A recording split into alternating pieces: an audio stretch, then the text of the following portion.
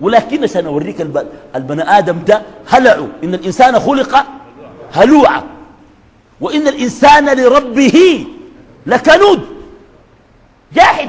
قال لك يعني شوف الأشياء. سألت لي زول دكتور عنده كشف، والكشف بتاعه فوق 50، وبعدين ما مأجر عيادة.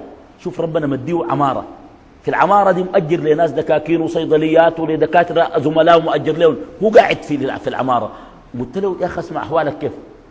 والله قال لي الحالة ما ماشية كويس يا شيخنا. قلت له ليه؟ يا أخي قال لي الضرائب عالية، وأولادي بيقروا في لندن، وكرهوني ذاته استنزفوني يا أخي، وكده وكده.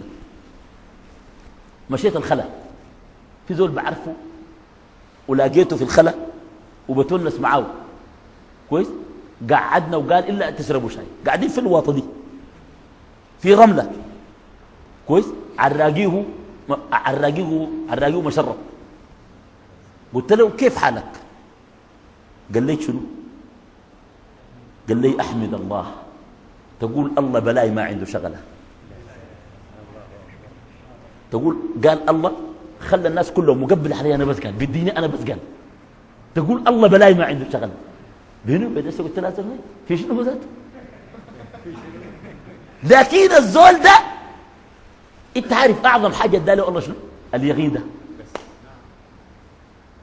رجعت للدكتور قلت له في زول في الخلا انا لاقيته، انا سالتك انت قلت حالتك صعبه، في زول في الخلا لاقيته كده كده كده كده وعراجوه كده، سالته عن حاله قال لي احمد الله، تقول الله بلاي ما عنده شغله.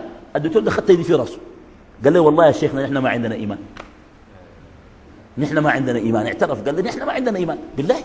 والله قال لي انا قربت اضيع.